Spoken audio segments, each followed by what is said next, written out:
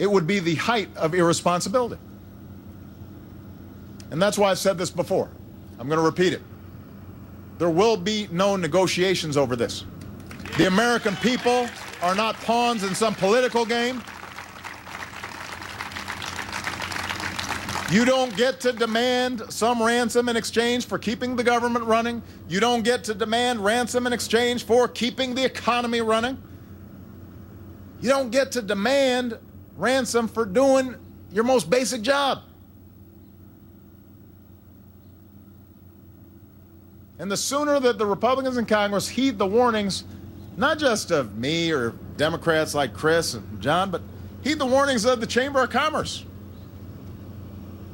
and CEOs and economists and a whole lot of Republicans outside of Congress.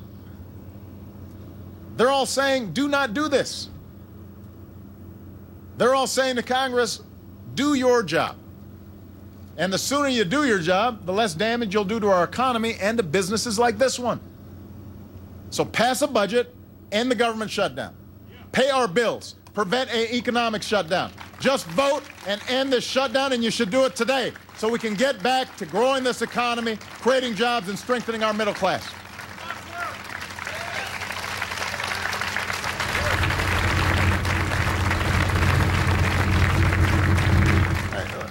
Let me close just by sharing a story I heard as I was getting ready to come here today. Many of you already know it. 2 years ago, a mulch factory next to M. Louise's main equipment storage facility caught fire. And most of the company's equipment was destroyed, causing millions of dollars of damage.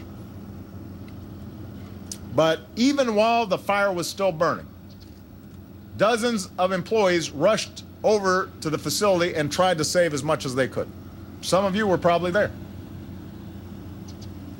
And when they finished cutting fire lines and spraying down the perimeter of their own property, they went over to help their neighbors. And afterwards, even though all the employees here at M. Louise are on salary, even though the company had just taken a big financial hit, Sedalia and Natalia paid everyone overtime. And along with each check, they included a personalized note saying just how much they had appreciated the efforts of the workers. And Sedalia said, everybody says the biggest asset to a business is employees. Some people mean it, some people don't. We actually do. So this company right here is full of folks who do right by each other. They don't try to see if they can work every angle. They don't lie about each other. They don't try to undermine each other. They understand they're supposed to be on the same team. You pitch in, you look out for one another. When somebody gets knocked down, you help them back up. You don't ask, what can you get out of this? Because you know that success doesn't depend on one of you. It depends on all of you working together.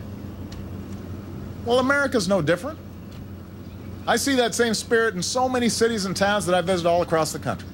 It is alive and well all across the country. It's alive and well in this community where restaurants and businesses are rallying around the regulars. And they're looking out for all the dedicated public servants who've been furloughed. You've been reading stories about restaurants that are saying, you know what, while you're on furlough, come on, we'll give you a burger.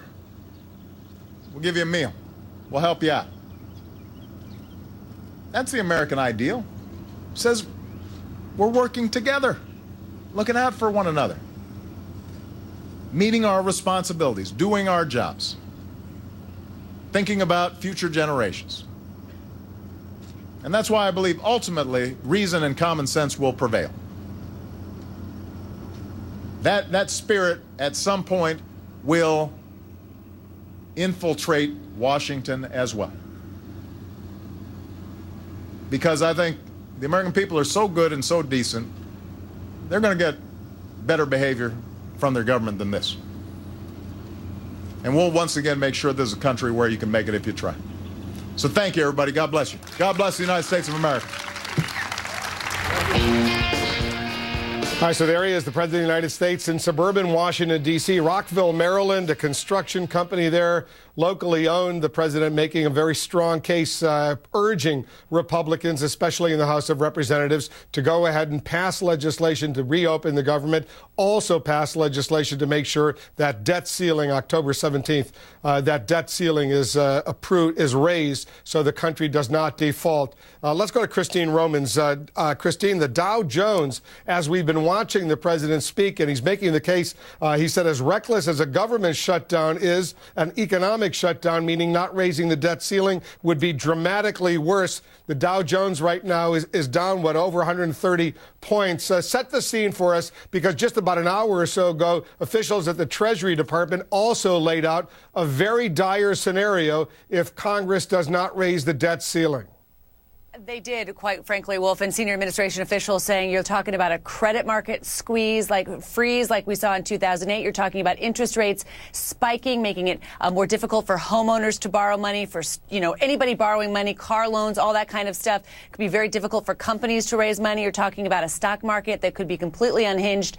And you're talking about a world economy that would be thrown off balance. Treasury Department officials saying, look, if you don't raise the debt ceiling and the U.S. is forced to not pay all of its bills, you're sending a signal that for the first time in history, America is not good on its word, and that would be very, very dangerous. They say it could be as bad as 2008 or worse, the Great Depression. They also say it's so difficult to quantify because we've never been here before.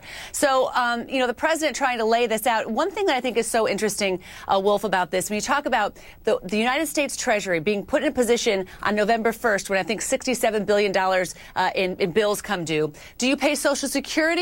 Do you pay the $25 billion in Social Security that day, or do you pay the interest on your debts? Okay, so say you're going to pay your bankers, but you're not going to pay your seniors. What kind of signal is that sending to Main Street? Oh, but wait, your seniors actually own a bunch of your debt. The Social Security Trust Fund, all of these big retirement programs, they have investments in treasuries, so you're hurting Main Street no matter what you do. That's the position we're in right now, and the president trying to really make that appeal that there's just one choice here, and the choice is for Congress to just get this done. Wolf? Yeah, he specifically made the point in the speech, and it was probably a point that resonated with a lot of the viewers out there. He said, as far as a government shutdown is concerned, which is underway right now, Social Security recipients are receiving their checks on time. They're still getting their Social Security benefits. He did say if there's a no debt ceiling increase, he said Social Security checks don't go out on time, and that will resonate pretty strongly with millions and millions of Americans out there. Hold on for a minute, Christine. Brianna Keeler is our senior White House correspondent. She was watching very closely. Once again, the president said there will be no negotiations on this issue of raising the debt ceiling. He says that in virtually every appearance he makes, and it's something the Republicans clearly don't want to hear, Brianna.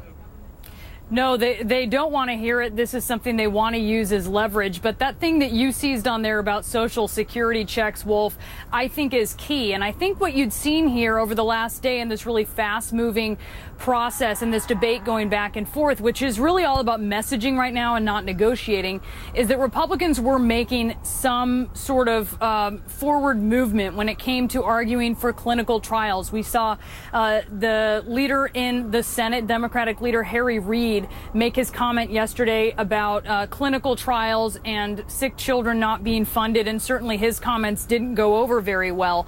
This was President Obama throwing down a big one. This was a big punch that he landed. I think a lot of folks were waiting for him to say this because we hadn't heard this, and that is to alert senior citizens who, I will say, pay more attention to this than a lot of other groups of Americans, listening to what would happen to their Social Security checks. And you kind of see now, Wolf, that this is becoming this snowballing budget battle. We've gone from talking about the government shutdown to very much talking about the debt ceiling in earnest as all of this gets lumped together, Wolf. All right, I know you're going to have a busy day. Christine Romans is going to have a busy day. We're all going to have a busy day as we watch what's going on. I'll be back 1 p.m. Eastern, about an hour and a half from now, in the CNN newsroom. Later, 5 p.m.